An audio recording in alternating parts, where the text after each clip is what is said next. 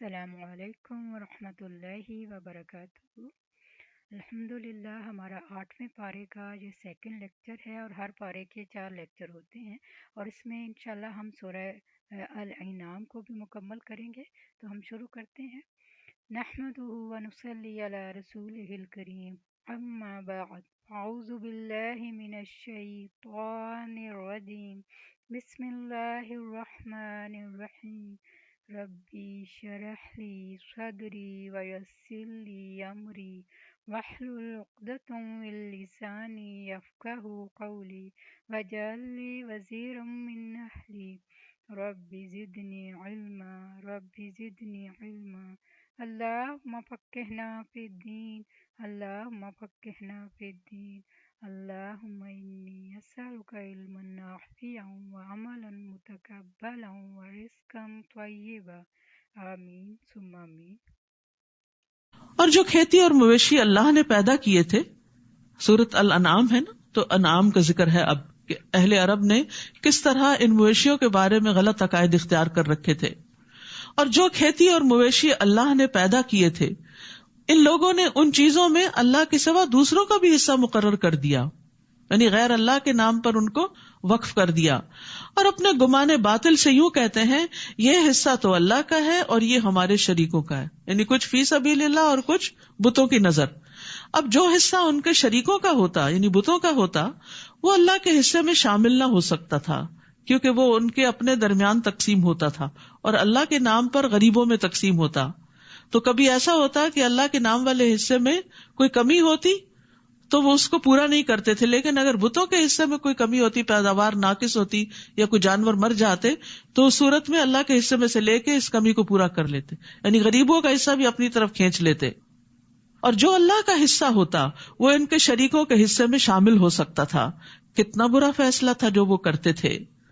اسی طرح بہت سے مشرکوں کے لیے ان کے شریکوں نے اولاد کے قتل کو خوشنما بنا دیا، اپنے ہی بچوں کو مارنا، تاکہ انہیں ہلاک کر دیں اور ان پر ان کے دین کو مشتبہ بنا دیں، اور اگر اللہ چاہتا تو وہ ایسا نہ کرتے۔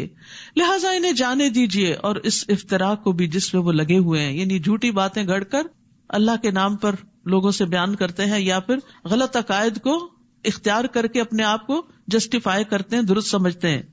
کہتے ہیں کہ اس قسم کے مویشی اور کھیتی ممنوع ہیں، یہ وقف ہیں، انہیں ان کے گمان کے مطابق وہی کھا سکتا ہے جسے وہ چاہیں، یعنی اللہ نے جو چیزیں سب کے لیے حلال کی وہ انہوں نے حرام کر دی، اور حلال حرام کو اپنے ہاتھ میں لے لیا کہ جس کو ہم چاہیں گے دیں گے۔ اور کچھ مویشی ہیں جن کی پشتیں حرام ہیں، ان پہ کوئی سوار نہیں ہو سکتا، بوجھ نہیں لاد سکتا۔ اور کچھ مویشی ایسے ہیں جن پر وہ ذبح کے وقت اللہ کا نام نہیں لیتے، حالانکہ پیدا ان مویشیوں کو کس نے کیا؟ اللہ نے کیا۔ اور یہ سب قانون اور دین انہوں نے اپنے ہاتھ میں لے رکھا تھا۔ یہ سب کچھ اللہ پر افتراء ہے، اور اللہ ان قریب انہیں ان کی افتراء پردازیوں یعنی جھوٹ گھڑنے کا بدلہ دے دے گا۔ نیز وہ کہتے ہیں کہ ان اقسام کے جانوروں کے پیٹ میں جو بچہ ہے وہ صرف ہمارے مردوں پہ حلال ہے، خود سے خود، اور ہماری عورتوں پر حرام ہے۔ بیچاری عورتیں ہر دور میں محروم رہی۔ البتہ اگر وہ بچہ مردہ ہو تو مرد عورت سب کھا سکتے ہیں۔ جو کچھ یہ کہتے ہیں اللہ انہیں اس کی سزا ضرور دے گا، وہ یقیناً دانا اور ہر چیز کا علم رکھنے والا ہے۔ جن لوگوں نے لا علمی اور حماقت کی بنا پر اپنی اولاد کو مار ڈالا اور اللہ پر جھوٹ باندھتے ہوئے اس رزق کو حرام قرار دیا جو اللہ نے انہیں عطا کیا تھا، یہ ایسے گمراہ ہیں جو راہ راست پر نہیں آ سکتے۔ یعنی جب انسان بڑے بڑے گناہ کرتا ہے نا تو اس کا دل سخت ہو جاتا ہے۔ جو اپنی اولاد کو مار ڈالے اور جو اللہ کے دیے ہوئے رزق کو اپنی مرضی سے حلال حرام کر دے، پھر وہ ہدایت پہ کیسے آ سکتا ہے جب اس نے قانون اپنے ہاتھ میں لے لیا ہو کہ میرا بچہ ہے، میں جو چاہوں کروں؟ نہیں، یہ اللہ کی امانت ہے تمہارے پاس، تمہارا اختیار نہیں کہ تم اسے قتل کرو۔ تو یاد رکھیے، خود ساختہ طریقوں سے اللہ کو راضی نہیں کیا جا سکتا۔ اپنے من گھڑت طریقوں کو دین کہنا دین نہیں ہوتا۔ یعنی بعض لوگ جیسے بدعات کرتے ہیں، بدعت کیا ہوتی ہے کہ جو چیز نہ قرآن میں ہے، نہ سنت میں ہے، نہ سیرت میں، نبی صلی اللہ علیہ وسلم یا صحابہ نے کبھی وہ کام کیا ہی نہیں، بعد کی جنریشنز میں خود بخود انہوں نے اس چیز کو اپنے لیے دین کا حصہ بنا لیا۔ تو ایسی چیزوں سے اللہ کو راضی نہیں کر سکتے کہ اللہ نے مطالبہ ہی نہیں کیا اس کام کے کرنے کا۔ تو کوئی اپنے اوپر خود سے خود پابندیاں لگا رہا ہے اور اس کو دین بنا رہا ہے، تو یہ دین نہیں، کیونکہ اس سے اللہ کی رضا نہیں ناراضگی آتی ہے. بظاہر یوں لگتا ہے کہ وہ اپنے آپ کو تھکاتے ہیں کہ شاید ہم اللہ کو خوش کر رہے ہیں، حالانکہ اس کے برعکس اس محنت سے اللہ کا غضب حاصل کرتے ہیں. تو یاد رکھیے کسی بھی چیز کو جب آپ دین، ثواب، عبادت سمجھ کے کریں تو پہلے یہ دیکھ لیں کہ کیا اس کو اللہ سبحانہ تعالیٰ نے یا اس کے رسول صلی اللہ علیہ وسلم نے اوتھینٹیکیٹ کیا ہے، اس کو عبادت کہا بھی ہے یا خود سے خود بنا لیا. پھر فرمایا وَهُوَ الَّذِي أَنشَأَ جَنَّاتٍ مَعْرُوشَاتٍ وَغَيْرَ مَعْرُوشَاتٍ، وہی تو ہے جس نے دونوں طرح کے باغات پیدا کیے، ایک وہ جن کی بیلیں چھتریوں پر چڑھائی جاتی ہیں، دوسرے وہ درخت جو خود اپنے تنے پر کھڑے ہوتے ہیں، ان کی بیل نہیں ہوتی جو چھتریوں پہ چڑھائی جائے. نیز کھجوریں اور کھیتیاں پیدا کی جن سے کئی طرح کے معقولات حاصل ہوتے ہیں. نیز اس نے زیتون اور انار پیدا کیے. ان دو پھلوں کا خاص طور پر ذکر ہے قرآن میں، بہت ہی نیوٹریشس ہیں، فائدہ مند ہیں، جن کے پھل اور مزہ ملتے جلتے بھی ہوتے ہیں اور مختلف بھی. ایسے پھل جو ہیں یہ غذا بھی ہوتے ہیں اور ان میں علاج بھی ہوتے ہیں. جب یہ درخت پھل لائیں تو ان سے خود بھی کھاؤ اور فصل اٹھاتے وقت ان میں سے اللہ کا حق بھی ادا کرو اور بے جا خرچ نہ کرو. یعنی جب اللہ تعالیٰ تمہیں مال دے، تمہارے پاس ڈھیروں باغات ہو، کیونکہ باغات والوں کی آمدنی بہت ہوتی ہے، تو انہیں کس بات کا پابند کیا گیا کہ وہ یہ ساری آمدنی اپنے اوپر ہی نہ لگا لیں، بلکہ اس میں سے اللہ کے بندوں پر بھی خرچ کریں، وہ مقرر حصہ ادا کریں جو زکوٰۃ کے علاوہ عشر وغیرہ کی شکل میں ہے، اور بے جا خرچ نہ کریں، کیونکہ اللہ اسراف کرنے والوں کو پسند نہیں کرتا. ہوتا یہ ہے کہ جب مال زیادہ آتا ہے تو فضول خرچیاں بھی بڑھ جاتی. جن کے پاس کم ہوتا ہے وہ بس ضرورت کی جگہوں پہ خرچ کرتے ہیں، ایکسٹرا خرچ نہیں کرتے. لیکن جب زیادہ آتا ہے تو پھر انسان کبھی ضرورت کا اور کبھی ضرورت سے زیادہ بھی بس پھینکتا چلا جاتا ہے دولت. زہری کہتے ہیں اس کا مطلب ہے کہ اللہ تعالیٰ کی نافرمانی کے کام میں خرچ نہ کرو. تو اسراف کیا ہے؟ ایسی جگہ خرچ کرنا جس سے اللہ ناراض ہوتا ہو. مثلا ایسا لباس بنانا یا اتنا قیمتی لباس بنا لینا کہ انسان حقداروں کا حق ہی بھول جائے اور سارا مال اپنے اوپر ہی خرچ کر ڈالے. شادی کے دن لاکھوں کا صرف ایک جوڑا بنا کے سارا مال اپنے اوپر ہی ڈال لینا، یہ اسراف کی بدترین قسم ہے. ابن ابی حاتم روایت کرتے ہیں کہ اگر ابو قبیس پہاڑ سونے کا ہوتا اور کوئی آدمی اللہ کی اطاعت کے کاموں میں یہ سارا پہاڑ خرچ کر دیتا تو یہ فضول خرچی نہ ہوتی. یعنی دین کے کاموں میں، لوگوں کی خدمت میں، خیر اور بھلائی کے کاموں میں جتنا کھلا خرچ کر سکے کرتے چلے جائیں، یہ فضول خرچی نہیں ہے. یعنی زیادہ خرچ کرنا فضول خرچی نہیں، اللہ کی نافرمانی اور ناپسندیدہ کاموں میں خرچ کرنا اسراف ہے. کیونکہ بہت سے لوگوں کو یہ سمجھ نہیں آتی کہ اسراف ہے کیا.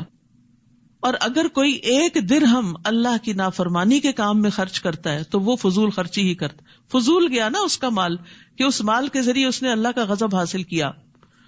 پھر اسی طرح کھانے پینے میں اسراف جو ہے یہ عقل اور بدن کے لیے نقصان دہ ہے.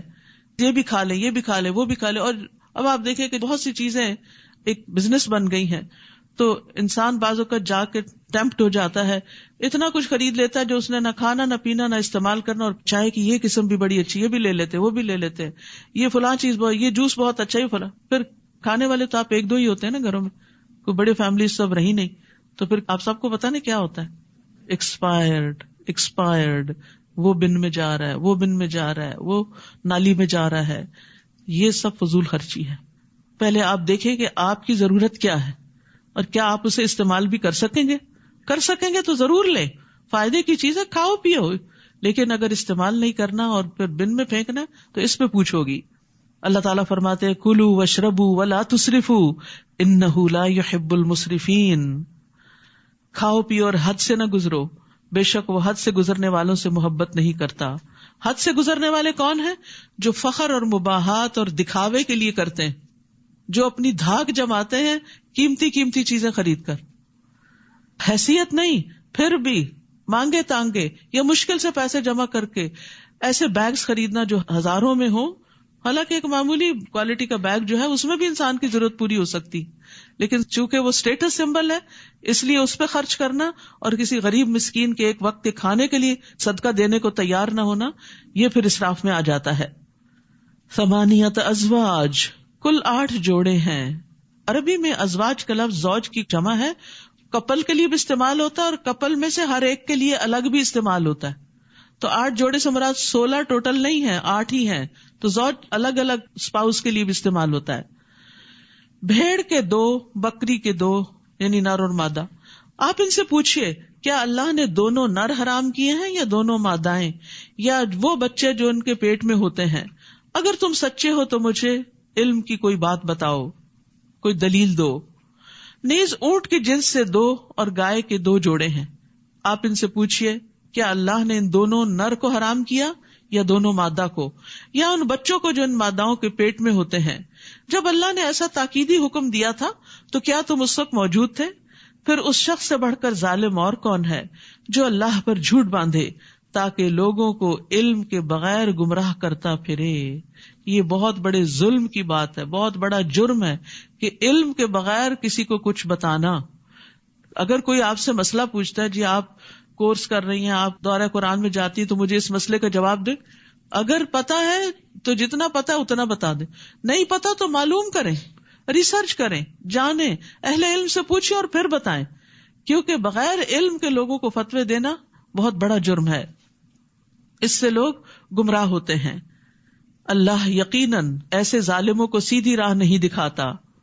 آپ ان سے کہہ دیجئے کہ جو وحی میری طرف آئی ہے اس میں تو کوئی ایسی چیز نہیں پاتا جو کھانے والے پر حرام کی گئی ہو، یعنی جن کو تم لوگوں نے حرام کیا یہ اس کی طرف اشارہ ہے، الا یہ کہ وہ مردار ہو یا بہایا ہوا خون ہو یا خنزیر کا گوشت ہو کیونکہ وہ ناپاک ہے، یا فسق ہو کہ وہ چیز اللہ کے سوا کسی اور کے نام سے مشہور کر دی گئی ہو، یعنی غیر اللہ کے نام پر قربان کی گئی ہو.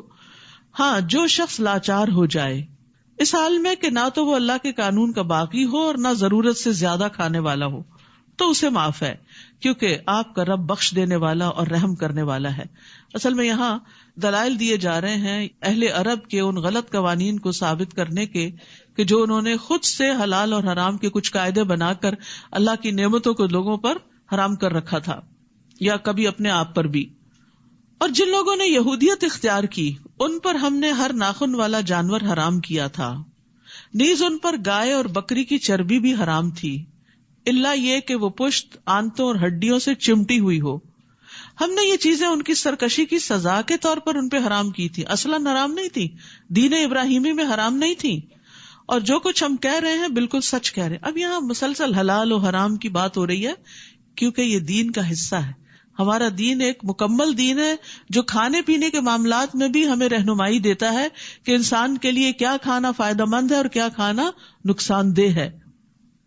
پھر اگر یہ آپ کو جھٹلائیں تو ان سے کہیے تمہارے رب کی رحمت بہت وسیع ہے کہ تم سزا سے بچے ہوئے ہو، ورنہ مجرموں سے اس کا عذاب ٹالا نہیں جا سکتا.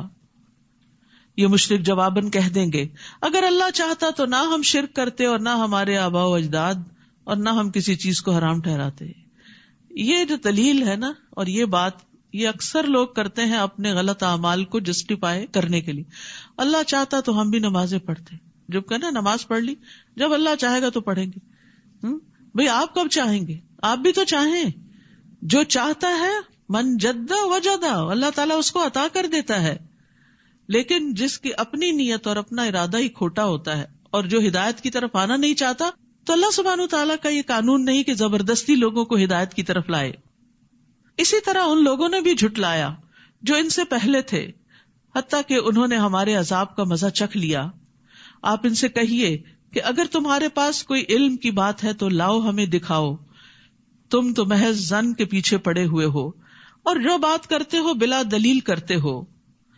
قل فللہ الحجۃ البالغہ فلو شاء لہداکم اجمعین.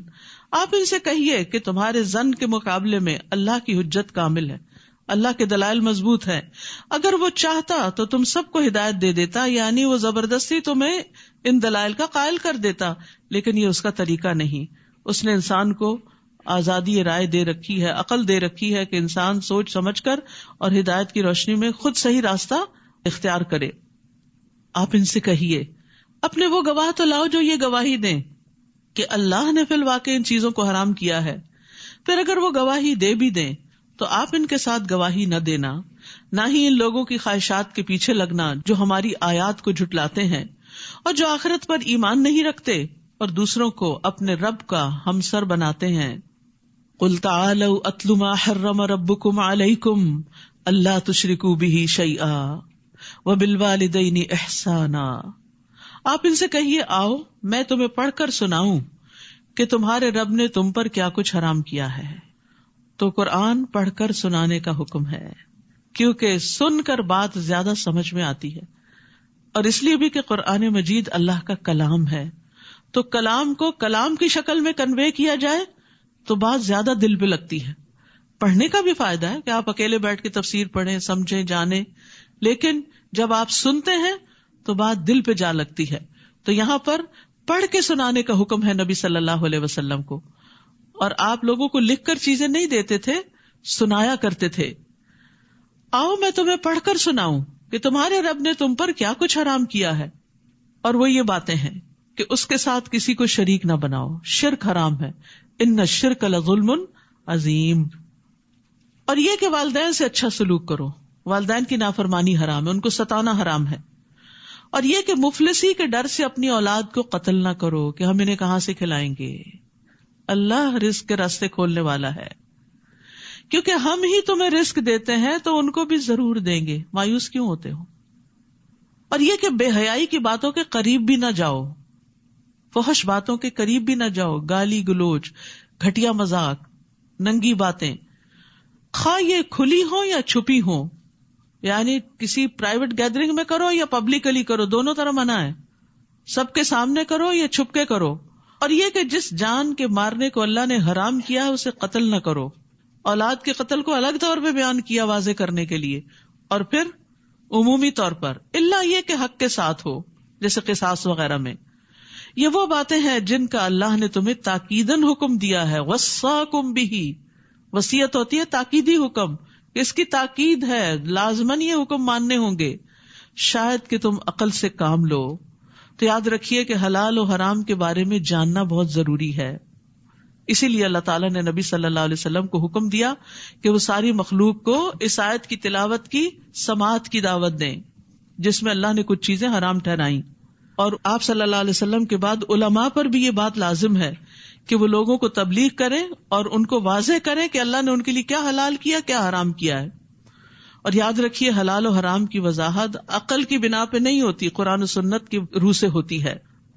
رسول اللہ صلی اللہ علیہ وسلم نے فرمایا، جان لو ان قریب ایسا وقت آنے والا ہے کہ کسی شخص کو میری کوئی حدیث پہنچے گی اور وہ تکیہ لگائے ہوئے اپنی مسند پہ بیٹھا ہوگا، کاؤچ پر، کہے گا ہمارے اور تمہارے درمیان اللہ کی کتاب کافی، بس جو قرآن میں وہ کافی ہے، بس ہم جو کچھ اس میں حلال پائیں گے اسے حلال سمجھیں گے اور جو حرام پائیں گے اسے حرام سمجھیں گے. جبکہ حقیقت کیا ہے کہ جسے اللہ کے رسول نے حرام کیا وہ بھی اسی طرح حرام ہے جسے اللہ نے حرام کیا. تو حرام صرف قرآن سے نہیں پتہ چلتا، حرام سنت رسول صلی اللہ علیہ وسلم سے بھی پتہ چلتا ہے. اور کیا باتیں جن کا تاکیدی حکم ہے؟ وَلَا تَقْرَبُوا مَالَ الْيَتِيمِ إِلَّا بِالَّتِي هِيَ أَحْسَنُ حَتَّى يَبْلُغَ أَشُدَّهُ. نیز یہ کہ یتیم کے مال کے قریب بھی نہ جاؤ. بھائی فوت ہو گیا ہے، اس کی بہت سی پراپرٹی ہے، وہ اب یتیموں کا مال ہے، تمہارا حق نہیں ہے اس پہ کہ تم بھائی ہو. اگر ماں باپ زندہ ہے تو کچھ ان کو جائے گا، باقی یتیم بچوں کے لیے، مگر ایسے طریقے سے جو اس کے حق میں بہتر ہو، یعنی یتیم کے حق میں، تاکہ وہ عقل کی پختگی کو پہنچ جائے، میچور ہو جائے، اپنے مال کی حفاظت کر سکے، اسے انویسٹ کر سکے، اس سے بزنس کر سکے، اسے صحیح جگہ پر استعمال کر سکے، نہ کہ ضائع کر بیٹھے. اور یہ کہ ناپ اور تول انصاف کے ساتھ پورا کرو. ہم کسی کو اس کی مقدور سے زیادہ تکلیف نہیں دیتے، اس کی وسعت سے بڑھ کے اس پہ بوجھ نہیں ڈالتے. اور یہ کہ جب کچھ کہو تو انصاف سے کہو، کسی کی طرفداری نہ کرو اگر وہ غلط ہے، خواہ وہ بات تمہارے کسی قریبی سے تعلق کیوں نہ رکھتی ہو، تمہارا دوست ہی کیوں نہ ہو، تمہارے والدین ہی کیوں نہ ہو، تمہارے بہن بھائی کیوں نہ ہو. اگر وہ غلط ہے تو انہیں غلط ہی کہو. اور یہ کہ اللہ کے عہد کو پورا کرو. تم نے اللہ کا نام لے کے کوئی کمٹمنٹ کی یا اللہ نے جو احکامات تمہیں دیے اور تم نے ان کو ماننے کا وعدہ کیا، یہ باتیں ہیں جن کا اللہ نے تمہیں حکم دیا ہے، شاید کہ تم نصیحت قبول کرو. وَأَنَّ هَذَا صِرَاطِي مُسْتَقِيمًا، اور بلا شبہ یہی میری سیدھی راہ ہے، لہٰذا اسی پر چلتے جاؤ. یعنی ان احکامات پر عمل کرنے والے ہی سیدھے راستے پر ہیں، اسلام کے راستے پر ہیں. اور دوسری راہوں پر نہ چلو، یعنی اپنی خواہشات کی پیروی نہ کرو. لوگوں کو مت دیکھو کہ وہ عمل کرتے ہیں یا نہیں، کیونکہ بعض اوقات ہم یہ دلیل دے دیتے ہیں نا سبھی ایسا کرتے ہیں، تو یہ حجت نہیں ہوتی کہ سبھی ایسا کرتے ہیں یا نہیں کرتے. دیکھنا یہ ہے کہ اللہ نے بھی اس کی اجازت دی ہے یا نہیں دی. اور دوسری راہوں پر نہ چلو ورنہ وہ تمہیں اللہ کی راہ سے ہٹا کر جدا جدا کر دیں گی، تفرقہ بھی ہو جائے گا اور تم صراط مستقیم سے دور نکل جاؤ گے. اللہ نے تمہیں انہی باتوں کا حکم دیا ہے تاکہ تم بچ جاؤ، یعنی برے انجام سے. پھر ہم نے موسیٰ کو ایسی کتاب دی جو نیک روش اختیار کرنے والے کے لیے مکمل تھی، اور اس میں ہر ضروری بات کی تفصیل بھی تھی، اور یہ کتاب ہدایت اور رحمت بھی تھی، اور اس لیے دی تھی تاکہ لوگ اپنے رب سے ملاقات پر ایمان لے آئیں. وَهَذَا كِتَابٌ أَنزَلْنَاهُ مُبَارَكٌ، اور یہ کتاب یعنی قرآن مجید جو ہم نے نازل کی ہے بڑی بابرکت ہے، لہذا اس کی پیروی کرو، اس کو فالو کرو اور اللہ سے ڈرتے رہو. اس کو پڑھ کے سمجھ کے اس پہ عمل کر کے بھی ڈرنا ہے تاکہ تم پہ رحم کیا جائے. تو اللہ کی رحمت کس پہ ہوتی ہے؟ اللہ سے ڈرنے والوں پر. تو یاد رکھیے قرآن میں ہر خیر کی تعلیم اور ہر شر سے بچاؤ کا طریقہ بتایا گیا ہے، یعنی اس کے پڑھنے سے ایسی برکات جاری ہوتی ہیں کہ کسی بھی خیر کی چیز سے انسان محروم نہیں رہتا، اور کوئی ایسا شر نہیں جس سے اس کتاب میں نہ ڈرایا گیا ہو. تو اس لیے جب انسان اس کی پیروی کرتا ہے تو شر سے محفوظ ہو جاتا ہے. قرآن کی بدولت گھروں میں بھی برکتیں اترتی ہیں. ابو ہریرہ کہا کرتے تھے بے شک قرآن پڑھنے کی وجہ سے گھر اپنے رہنے والوں کے لیے کشادہ ہو جاتا ہے، یعنی دلوں میں وسعت آ جاتی، ایک دوسرے کو برداشت کرنے کی توفیق ہو جاتی ہے. اس میں فرشتے حاضر ہوتے ہیں، یعنی جب تلاوت کرتا ہے انسان، پڑھتا ہے، سمجھتا ہے تو فرشتے آتے ہیں. شیاطین اس گھر کو چھوڑ دیتے ہیں کیونکہ ان کو یہ سب کچھ بہت برا لگتا ہے. اس گھر کی خیر و برکت بڑھ جاتی ہے. اور قرآن نہ پڑھنے کی وجہ سے گھر اپنے رہنے والوں کے لیے تنگ ہو جاتے ہیں، خواہ بڑے بڑے مینشنز ہی کیوں نہ ہوں. فرشتے اس کو چھوڑ دیتے ہیں، وہ کس چیز پہ آئے، کوئی نیکی کا کام تو ہو نہیں رہا. شیاطین اس میں بسیرا کر لیتے ہیں اور اس کی خیر و برکت کم ہو جاتی ہے. تو اکیلے اکیلے مل بیٹھ کے گھر والے جیسے بھی ہو، تلاوت ہو، تفسیر ہو، پڑھنا سننا، علم کی مجلس قائم کرنا، یعنی گھروں کے اندر خود بھی ہمسایوں کو اکٹھا کر کے، اپنے بلڈنگ والوں کو، اپنے آس پاس والوں کو، اپنے دوستوں کو، چاہے مل کے کھانا بھی کھا لیں لیکن کچھ قرآن کا حصہ بھی پڑھے، سمجھے، غور و فکر کرے. کیونکہ دعوتیں ہوتی ہیں لیکن ان میں صرف دنیا کی باتیں، کپڑوں کی باتیں، کھانوں کی ریسیپیز، بزنس کے طریقے شیئر کیے جاتے ہیں، لیکن آخرت کی بزنس کی بات نہیں ہوتی. تو اسی لیے پھر کیا ہوتا ہے کہ برکت نہیں ہوتی. تو اللہ کی رحمت اور برکت سمیٹنے کے لیے گھروں کے اندر قرآن کے پڑھنے پڑھانے کے سلسلے جاری کرنے چاہیے، چاہے once a week, once a month, once a year, جس طرح بھی ہو. خود ذاتی طور پہ تو روز ہی پڑھنا چاہیے، ڈیلی مطالعہ کا ایک حصہ ہونا چاہیے، لیکن سب کے ساتھ اکٹھے بیٹھ کر بھی ہونا چاہیے، کیونکہ جس مجلس میں اکٹھے بیٹھ کے ذکر کیا جاتا ہے اس کو فرشتے ناپ لیتے ہیں. ان تقولوا انما انزل الكتاب على طائفتين من قبلنا وان كنا عن دراستهم لغافلين. نہیں، اس لیے یہ کتاب نازل کی کہ تم یہ نہ کہہ سکو کہ کتاب تو ہم سے پہلے کے دو گروہوں یعنی یہود و نصارہ پر ہی اتاری گئی اور ہم تو ان کے پڑھنے پڑھانے سے بے خبر رہے، یعنی ہم ان کی کتابوں سے بے خبر تھے. یا یہ کہنے لگو کہ اگر کتاب ہم پر اتاری جاتی تو ہم یقیناً ان سے زیادہ ہدایت یافتہ ہوتے. تو اب تمہارے رب کی طرف سے تمہارے پاس ایک واضح دلیل، ہدایت اور رحمت آ چکی ہے. پھر اس شخص سے بڑھ کر ظالم اور کون ہوگا جو اللہ تعالیٰ کی آیات کو جھٹلائے اور ان سے کنی کترائے، یعنی مانے نہ اور ان کو اوائڈ کرے. اور جو لوگ ہماری آیات سے کنی کتراتے ہیں انہیں ہم ان کے اس عمل کی بہت بری سزا دیں گے. کیا یہ اسی بات کا انتظار کر رہے ہیں کہ ان کے پاس فرشتے آئیں؟ یعنی مانتے کیوں نہیں؟ کیا فرشتوں کی آمد کا انتظار ہے؟ یا خود آپ کا رب آ جائے یا اس کی کوئی نشانی یعنی معجزہ آئے؟ جس دن کوئی ایسا معجزہ آ گیا تو اس وقت کسی کا ایمان لانا اسے کچھ فائدہ نہ دے گا جو اس سے پیشتر ابھی تک ایمان نہ لایا ہو یا اپنے ایمان کی حالت میں نیکی کے کام نہ کیے ہوں. آپ ان سے کہیے کہ تم بھی انتظار کرو، ہم بھی انتظار کرتے ہیں. تو یاد رکھیے کہ موت کے آنے سے پہلے پہلے نیک عمل کر لینے چاہیے. جب موت آ جاتی ہے تو پھر تو توبہ بھی قبول نہیں ہوتی. وَأَنفِقُوا مِمَّا رَزَقْنَاكُمْ مِنْ قَبْلِ أَنْ يَأْتِيَ أَحَدَكُمُ الْمَوْتُ فَيَقُولَ رَبِّ لَوْلَا أَخَّرْتَنِي إِلَىٰ أَجَلٍ قَرِيبٍ فَأَصَّدَّقَ وَأَكُن مِّنَ الصَّالِحِينَ.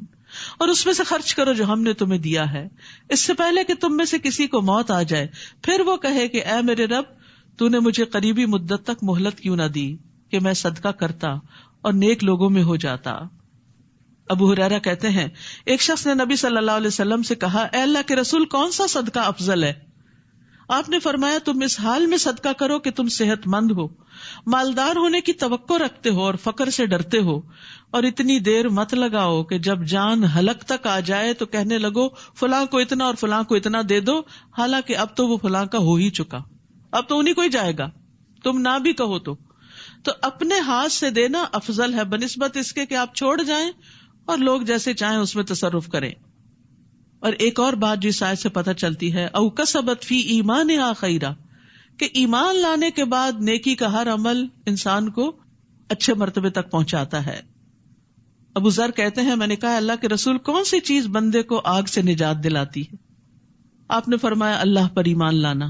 میں نے کہا اللہ کے نبی کیا ایمان کے ساتھ عمل بھی ضروری ہے؟ یہ ہمارے سوالوں کا جواب ہے. اب آپ نے فرمایا اللہ نے اسے جو رزق عطا کیا اس میں سے خرچ کرے. پہلا عمل کیا بتایا؟ صدقہ کرے.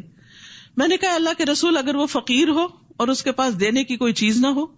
آپ نے فرمایا پھر وہ نیکی کا حکم دے اور برائی سے روکے. میں نے کہا اللہ کے رسول اگر وہ ایسا کرنے سے بھی عاجز ہو، علم ہی کوئی نہیں، پتہ ہی نہیں، اور نیکی کا حکم دینے اور برائی سے روکنے کی طاقت بھی نہ ہو؟ آپ نے فرمایا کسی بے ہنر کو کوئی ہنر سکھا دے، کھانا پکانا آتا ہے کسی اور کو بھی سکھا دے. اسی طرح کوئی اور کام آتا ہے تو دوسروں کو وہ کام ہی سکھا دیں. میں نے کہا اگر وہ خود بھی بے ہنر ہو، پھوڑنے رہا، اور کچھ کرنے کی طاقت نہ رکھتا ہو، کیونکہ کچھ لوگ ایسے ہوتے نکم میں ہاتھ پہ ہاتھ رکھ کے بیٹھے رہتے، کچھ نہیں سیکھتے، نہ دین نہ دنیا، کچھ نہیں آتا، پھر آپ دیکھیں کہ کتنی ذلت اٹھاتے ہیں، ہر ایک کی باتیں سنتے ہیں، ہر ایک کی نگاہوں میں حقیر ہوتے ہیں. آپ نے فرمایا پھر کسی مغلوب یعنی مظلوم کی مدد کر دے. میں نے کہا اگر وہ ضعیف اور مظلوم کی مدد کی طاقت نہ رکھتا ہو؟ آپ نے فرمایا تم تو اپنے بھائی میں کوئی خیر و بھلائی چھوڑنا ہی نہیں چاہتے. ابو ہریرہ رضی اللہ عنہ کے سوالات ایسے تھے کہ وہ چاہتے تھے کہ آخری درجے کا بھی نیکی کا کام کوئی پتہ چل جائے کہ کوئی محروم نہ رہے. تو فرمایا ایسے شخص کو چاہیے کہ وہ لوگوں کو تکلیف نہ دے. کچھ نہیں کر سکتے تو پھر تکلیف بھی نہ دو. تو میں نے کہا اللہ کے رسول جب کوئی شخص یہ عمل کرے گا تو جنت میں داخل ہو جائے گا؟ آپ نے فرمایا جو بھی مسلمان ان خصلتوں میں سے کسی خصلت پہ عمل کرے گا وہ خصلت اس کا ہاتھ پکڑے گی حتیٰ کہ جنت میں داخل کرا دے گی. یعنی نیکی کے کسی نہ کسی کام میں ایکسپرٹ ہوں، آگے بڑھیں کہ وہ کام ریپیٹڈلی کرتے چلے جائیں حتیٰ کہ وہ آپ کی پہچان بن جائے. جب لوگ فوت ہوتے ہیں نا تو پھر جو گواہیاں آتی ہیں، فلاں بڑا ہی سخی تھا، بڑے کھلے دل والا تھا، بڑی لوگوں کی مدد کرتا تھا. تو آپ سوچئے آپ کی اسپیشلٹی کیا ہے، آپ کس نام سے جانے جائیں گے. یہ نہیں کہ دکھاوا اور ریاکاری کے لیے کہ میں لوگوں میں مشہور ہو جاؤں، نہیں. کون سا کام ایسا ہے جو آپ دل لگا کے کرتے ہیں اور کرتے ہی رہتے ہیں، کوئی آپ کو اچھا کہے برا کہے، آپ نے اپنی زندگی کا اصول بنا لیا کہ میں نے یہ کرنا ہے. کیونکہ ہوتا پتہ کیا ہے، ہمارے اندر بہت سا ٹیلنٹ بھی ہوتا ہے، بہت ذہانت ہوتی ہے، ہمیں کام بھی آتا ہوتا ہے، ہم کرنے لگتے ہیں، ایک چھوٹی سی بات کسی کی ہمیں اوفینڈ کر دیتی ہے، ہم سب کچھ چھوڑ کے بیٹھ جاتے ہیں. ایسے لوگ کہیں کے بھی نہیں رہتے. تو یاد رکھیے جو نیکی کا کام کرنے والا ہو وہ ثابت قدم ہوتا ہے، مستقل مزاجی سے، کسی بات کی پرواہ نہیں کرتا، وہ ان سب باتوں سے اوپر اٹھتا ہے. ظاہر ہے بلند درجے اسی کے ہوں گے جو ان باتوں سے اوپر اٹھے گا. کوئی آپ کی تعریف کرے، کوئی آپ پہ تنقید کرے، ان چیزوں سے بے نیاز ہو جائیں. اللہ کی نظر میں آپ کا بلند مقام ہی اصل بلندی ہے.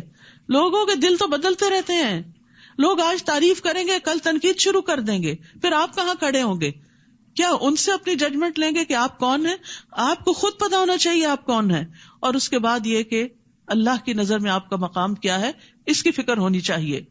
پھر فرمایا ان الذین فرقوا دینہم وکانوا شیعا، جن لوگوں نے اپنے دین میں تفرقہ ڈالا اور کئی فرقے بن گئے، یعنی اپنی اپنی خواہشات کے مطابق دین کو لیا اور ایک دوسرے کو برا بھلا کہنے لگے، ان سے آپ کو کچھ سروکار نہیں، یعنی گروہ بندی سے آپ بیزار ہیں. ان کا معاملہ اللہ کے سپرد ہے، پھر وہ خود ہی انہیں بتلائے گا کہ وہ کن کاموں میں لگے ہوئے تھے. تو یاد رکھیے فرقہ واریت سے بچنے کی تلقین کی جا رہی ہے. من جاء بالحسنۃ فلہ عشر امثالھا، جو کوئی اللہ کے ہاں کوئی نیکی لے کر آئے گا تو اسے اس نیکی کا 10 گنا ثواب ملے گا. ایک نیکی ملٹیپلائی بائی 10. اور جو کوئی برائی لے کر آئے گا اسے اتنی ہی سزا دی جائے گی. 1 ملٹیپلائی بائی 1 equal to 1. جتنی اس نے برائی کی تھی اور ان پر ظلم نہیں کیا جائے گا. تو یہ اللہ کا بندوں پر بڑا ہی احسان ہے. حتیٰ کہ اس احسان کی مزید تفصیل حدیث سے پتہ چلتی ہے. ابن عباس کہتے کہ رسول اللہ صلی اللہ علیہ وسلم اپنے رب تبارک و تعالیٰ سے روایت کرتے ہوئے فرماتے، اور اس کو حدیث قدسی کہا جاتا ہے، کہ بے شک اللہ نے نیکیاں اور برائیاں لکھی، پھر ان کو بیان کر دیا.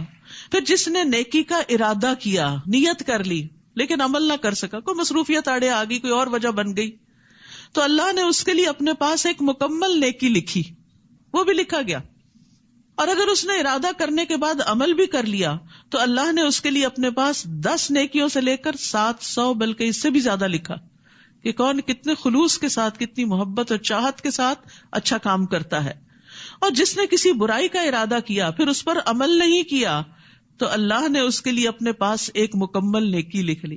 بری نیت تھی لیکن چھوڑ دی تو اس پر بھی نیکی مل گئی. یہ ہے نا اللہ کی رحمت اور فضل. اور اگر اس نے ارادہ کرنے کے بعد عمل بھی کر لیا تو صرف ایک برائی لکھی. تو آپ سوچئے کہ اگر اس ریشو کے ساتھ بھی کسی کی برائیاں نیکیوں سے اوپر ہو جائیں تو پھر اس کا انجام کیا ہونا چاہیے.